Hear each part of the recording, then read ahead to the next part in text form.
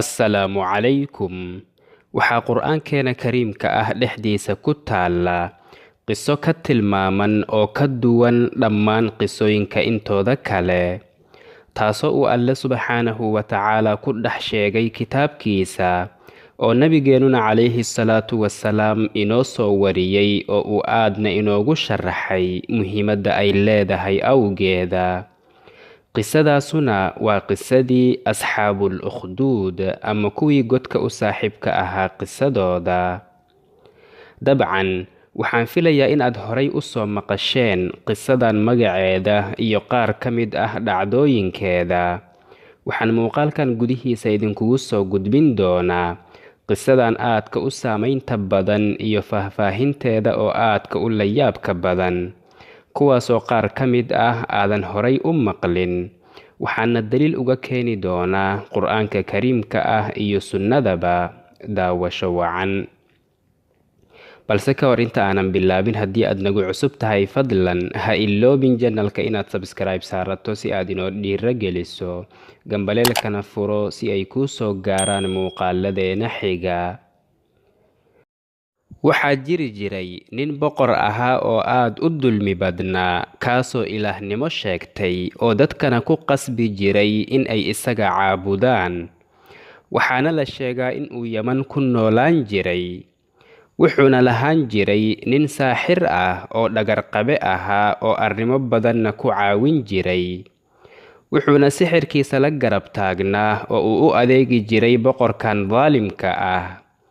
ugu dambayntii, saaxirkan ayaa markii uu weynaaday oo uu da' noqday oo uu dareemay in ay soo dhowdahay geeridiisa, wuxuu maalin maalmaha ka mid ah u tagay boqorka. markaas buu ku yidhi, anigu waan duqoobay, jidhkayguna waa uu daciifay, waxaana ka cabsi qabaa in aan si kedis ah ku dhinto. sidaas darteeda ii soo dir wiil maskax fudud oo aad u caqli badan, si aan u baro sixirka si uu kuugu adeego markii aan dhinto kadib. markaas buu boqorkii mid ka mid ah wasiiradiisa daacadda u ahaa ku amray in uu u soo raadiyo wiil aad u feejigan oo aad u maskax fudud oo aad u caqli badan, oo kadibna uu u geeyo saaxirka. wasiirkii ayaa magaalada dhex galay isagoo dadka weydiinaya wiilka ugu caqli badan magaalada, ilaa uu ugu dambayntii soo helay wiil yar oo ku caanbaxay maskax fudayd iyo inuu si degdeg ah wax ku xifdiyo. markaas buu ciddiisa u sheegay in boqorku uu doonayo wiilkooda. kadibna wuxuu u geeyey saaxirka. kadibna wiilkan ayaa maalin walba aadi jiray saaxirka gurigiisa si uu uga soo barto sixirkiisa. maalin maalmaha ka mid ah, isagoo ka soo tagay gurigiisa oo u socday saaxirka gurigiisa, ayuu wuxuu waddada ku arkay nin raahib ah. raahibkanna wuxuu ahaa nin aad u wanaagsan oo Alle rumaysan subxaanahu wa tacaala oo Alle keligiisa caabudi jiray. wuxuuna qaar ka mid ah carruurta uga sheekayn jiray jiritaanka Alle subxaanahu wa tacaala iyo in ay Alle rumeeyaan. kadibna wiilkan ayaa maqlay wixii uu raahibku sheegayay. markaas buu ku leexday oo ag fadhiistay si uu u dhagaysto hadalkiisa. markaas buu aad uga helay oo jeclaaday waxa uu sheegayay raahibka. maalinkaas wixii ka dambeeyey, wuxuu maalin walba markii uu u socdo saaxirka soo mari jiray raahibka gurigiisa si uu u dhagaysto hadalkiisa ka hor inta uusan aadin saaxirka gurigiisa. wuxuuna bilaabay in uu ka dib dhaco xilligii uu saaxirka u tagi jiray. markii uu saaxirka u tago, saaxirku waa uu ciqaabi jiray oo waa uu garaaci jiray soo daahitaankiisa awgii. kadibna wuxuu wiilku arrinkaas uga ishtikooday raahibka. wuxuuna u sheegay dhibka haysto iyo in maalin walba la garaacayo. markaas buu raahibku ku yidhi, haddii aad ka cabsato saaxirka, waxaad ku tidhaahdaa, waxaa isoo daahiyey ciddayda. haddii aad cidda ka baqdidna, waxaad tidhaahdaa, saaxirka ayaa isoo daahiyey. muddo ayuu wiilku ku mooday taladiisa. maalin maalmaha ka mid ah oo uu wiilkan u socday raahibka gurigiisa ayuu wuxuu waddada ku arkay dadkii oo isku shumuumsan oo cabsi hayso. waxaana dadkii waddada ka hor istaagay xayawaan dadcun ah. mana jirin cid ku dhiiran kartay in ay ku dhowaato xayawaankaasi. markaas buu wiilkii is yidhi, maanta ayaan kala ogaan doonaa saaxirka iyo raahibka midkii fadli badan. markaas buu intuu dhagax soo qaatay yidhi, allaahumma in kaana amru raahibi axabba ilayka min amri saaxir faqtul haadihi daabba xataa yamdiya annaas. ilaahayow, haddii raahibka arrinkiisu uu yahay mid agtaada looga jacayl badan yahay saaxirka arrinkiisa, daabaddan ama bahalkan ku dil si ay dadku u maraan waddadooda. markaas buu dhagaxii ku tuuray bahalka, kadibna waa uu dilay. markaas bay dadkii si nabad ah ku mareen waddadooda. kadibna wuxuu u tagay raahibka wuxuuna u sheegay wixii uu la kulmay. markaas buu raahibku ku yidhi, wiilkaygiyow, maanta adiga ayaa iga fadli badan. alle ayaa sare kuu qaaday oo meel sare ku gaarsiiyey. haddii lagu imtixaamo oo lagu dhibo, aniga ha isoo sheegin. alle ayaa u nimceeyey wiilkan yar, wuxuuna ku karaameeyey inuu dadka xanuunsan ilaahay idinkiisa ku caafiyo. wuxuuna daaweyn jiray dadka dhagoolada ah iyo kuwa baraska qaba. wuxuuna aragga u soo celin jiray kuwa indhoolaha ah iyo kuwa aanan hadli karin codkooda. wuxuuna dadka ka daaweyn jiray dhammaan xanuunada iyo cilladaha kaleba. xilligaas ayaa waxaa dhacday in mid ka mid ah wasiiradii ka agdhowaa boqorka uu indhihiisa beelo oo uu araggiisa ka tago. kadibna wuxuu maqlay in uu magaalada joogo wiil yar kaasoo awooda in uu u soo celiyo araggiisa. markaas buu wuxuu u geeyey hadiyado aad u fara badan, wuxuuna ku yidhi, waxaan hadiyadahan iyo kaydkan oo dhan u soo qaaday in aan adiga ku siiyo haddii aad i caafiso oo aad ii soo celiso araggayga. markaas buu wiilkii ku yidhi, anigu waxba ma caafiyo, balse alle ayaa wax caafiyo subxaanahu wa tacaalaa. haddii aad alle rumayso, alle ayaan kuu baryayaa wuuna ku caafinayaa. markaas buu wasiirkii alle rumeeyey subxaanahu wa tacaalaa. allena waa uu caafiyey, araggiisana waa uu u soo celiyey alle qudradiisa subxaanahu wa tacaalaa. markaas buu wasiirkii farxay farxad uusan weligiisa farxin. allena waa uu rumeeyey wuuna yaqiinsaday jiritaankiisa subxaanahu wa tacaalaa. kadibna wuxuu ku laabtay boqorka qasrigiisa, wuxuuna fadhiistay boqorka dhinaciisa sidii caadada u ahaydba. markaas buu boqorkii ku yidhi, yaa kuu soo celiyey araggaaga? wuxuu yidhi, rabbigay ayaa ii soo celiyey. markaas buu ku yidhi, ma waxaad leedahay rabbi aan aniga ahayn? wuxuu yidhi, aniga iyo adigaba alle ayaa inoo wada rabbi ah. markaas buu boqorkii qabtay oo aad u ciqaabay, kamana uusan zuulin in uu cadaabo ilaa uu ka sheegay wiilkii yaraa. markaas buu boqorkii soo qabtay wiilka, wuxuuna ku yidhi, wiilkaygiyow, sixirkaaguma wuxuu gaaray in aad daawayso indhoolnimada iyo baraska oo aad sidaas iyo sidaas samayso. markaas buu ku yidhi, aniga cidna ma caafiyo, balse alle ayaa wax caafiyo subxaanahu wa tacaalaa. markaas buu qabtay oo aad u cadaabay, kamana uusan zuulin in uu ciqaabo ilaa uu markii uu aad u dhibtooday ka sheegay raahibka. raahibkuna horay ayuu u ogaaday in wiilkani uu lahaan doono sha'ni aad u weyn, iyo in uu boqorku weydiin doono meesha uu ka keenay iimaankiisa iyo ciddii alle ku hanuunisay. markaas buu kula dardaarmay in uusan cidna u soo tilmaamin oo uusan soo sheegin. balse wiilkii markii uu boqorku aad u cadaabay oo uu aad u dhibtooday waa uu dulqaadan kari waayey. markaas buu sheegay raahibka. kadibna raahibkii ayaa isna la soo qabtay oo loo keenay boqorka. markaas buu ku yidhi, ka laabo diintaada. markaas buu diiday oo ku gacan seeray. markaas buu boqorku u dhawaaqay kuwii u adeegayay oo ku yidhi, ii keena miinshaar. kadibna intuu miinshaartii dhakada ka saaray ayuu mar kale ku yidhi, ka laabo diintaada. isna waa uu diiday. markaas buu miinshaartii ku kala jaray ilaa uu 2 jeex ka kala dhigay.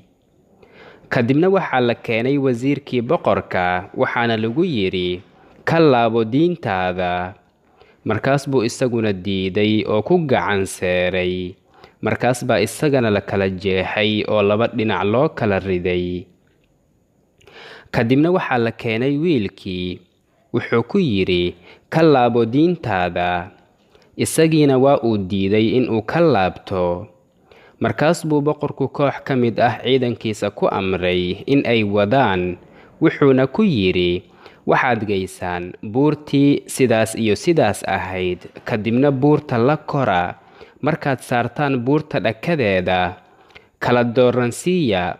haddii uu ka laabto diintiisa, soo celiya oo sii daaya. haddii uu diidana buurta ka tuura.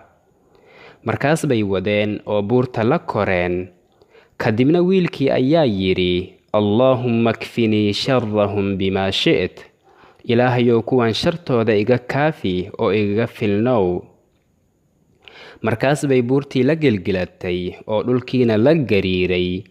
dhammaantoodana waa ay ka soo wada daateen buurta. waxaa ku haray wiilka keligiisa. markaas buu isagoo keligiisa lugaynaya u tagay boqorka. markaas bay ciidankii qabteen oo u geeyeen boqorka. markaas buu boqorku ku yidhi, maxaa ku dhacay ciidankii buurta kuu qaaday? wuxuu yidhi, alle ayaa igaga filnaaday subxaanahu wa tacaalaa. markaas buu boqorku koox kale oo ciidankiisa ka mid ah ku amray in ay wadaan. wuxuuna ku yidhi, qaada oo doon saara markii aad geysaan badda bartankeeda. haddii uu ka laabto diintiisa, soo celiya oo sii daaya. haddii uu diidana badda ku tuura.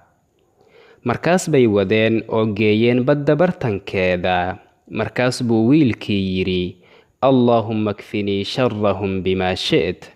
ilaahayow shartooda igaga filnow oo iga badbaadi.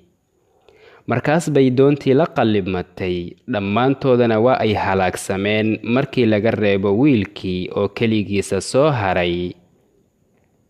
markaas buu mar kale isagoo socda ku soo laabtay boqorka. boqorkii ayaa isagoo yaaban ku yidhi, maxaa ku dhacay ciidankii? wuxuu ku yidhi, rabbigay ayaa igaga filnaaday. kadibna wuxuu kaloo u sii raaciyey, adigu ma awoodid in aad idisho ilaa aad ka samayso wax aan kugu amro.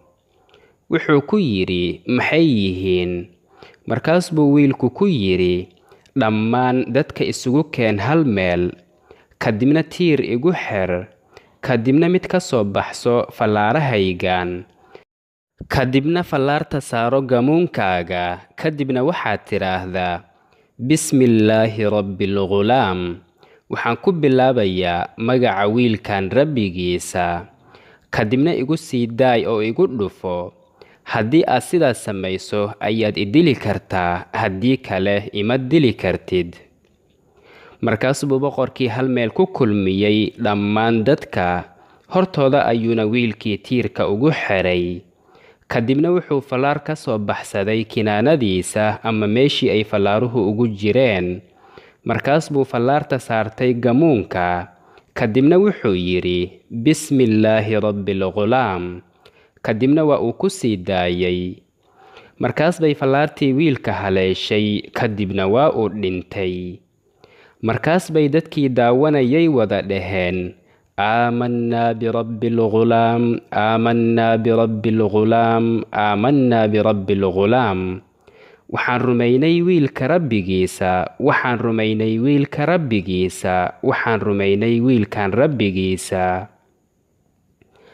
kadibna kuwii boqorka taabacsanaa ayaa intay u tageen ku dhaheen, soo ma aragtid wixii aad ka cabsanaysay?